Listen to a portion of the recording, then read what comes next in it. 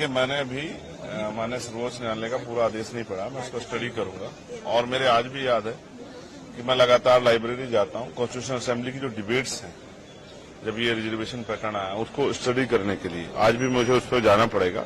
बहुत इंपॉर्टेंट है, क्योंकि डॉक्टर बाबा साहब अम्बेडकर के जो है बहुत सारे जो हैं बातें चर्चा उन्होंने जो है उनके कोर्ट्स को उसमें यूज किया है। लेकिन बड़ी बात यह है कि एक पॉलिसी हमने अंग्रेजों के समय से सुनी थी, डिवाइड एंड रूल। मुझे ऐसा लगता है कि ये जो एकजुटता शेड्यूल कास्ट शेड्यूल ट्राइब के लोगों में हो रही है, उसको तोड़ने के लिए डिवाइड एंड रूल की पॉलिसी को इख्तियार किया जा रहा है। अभी मुझे इसमें यह भी जानकारी करनी है कि माननीय सर्वोच्च न्यायालय में जिन जजों ने ये ऑर्डर किया है उसमें से SC/ST के कितने, ये बहुत इंपॉर्टेंट है। अगर आप वर्गीकरण करना ही चाहते हैं तो मैं चाहता हूं कि सर्वोच्च न्यायालय से इसकी शुरुआत होनी चाहिए।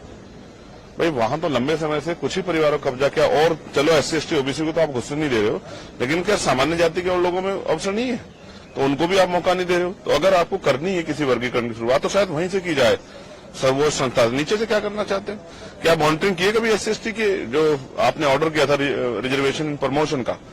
आपने कहा सरकार दे सकती है, क्या कभी मॉनिटरिंग किया आपने?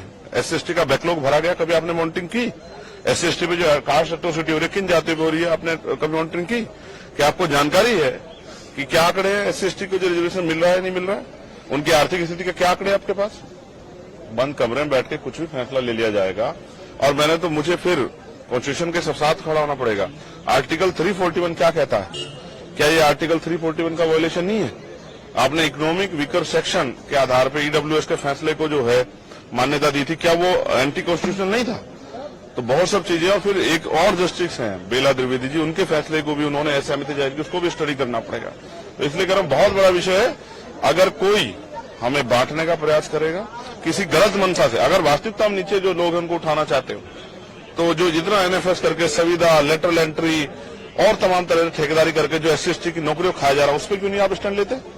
तो ये बहुत कुछ है इसमें देखने के लिए। अब इसको देखेंगे और फिर प्रेस करके प्रेस क्लब में अपनी पूरी बात विस्तार रखें, क्योंकि ये बड़े समुदाय का मामला है। ये मेरे व्यक्तिगत का मामला नहीं है, ये एक बड़े समाज का, जो आजादी के 75 साल बाद भी, जिसको हम अमृतकाल कह रहे हैं, सरकार अमृतकाल कह रही है, और जिसको कह रहे हैं विकसित भारत, उसकी देश की दुनिया की 5वीं अर्थव्यवस्था की जहां बात हो रही है, वहां SC/ST कहां खड़ा है?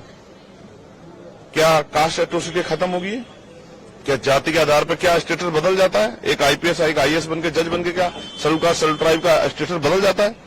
तो इन फैसलों के पीछे अगर कोई गलत मंशा नहीं है और वास्तविकता में इनको ऊपर उठाने का, तो इसको पहले स्टडी करना पड़ेगा। और फिर, क्योंकि हम कोर्ट में नहीं थे, मैं ये भी देखूंगा कि इसको अपोज करने वाले, इस फैसले में SC/ST का पक्ष रखने वाले कितने वकील थे और वो कौन सी जातियों के थे, और SC/ST के विरोध में खड़े होने वाले कौन से वकील थे, वो किन जातियों के थे, कि सबके चेहरे भी उजागर होने चाहिए कि कौन हमें बांटना चाहता है, वो कौन सी पार्टी जुड़े हुए लोग हैं। सब चीजों पर हम लोग जो है बिंदुवार इसकी जानकारी हासिल करेंगे और फिर प्रेस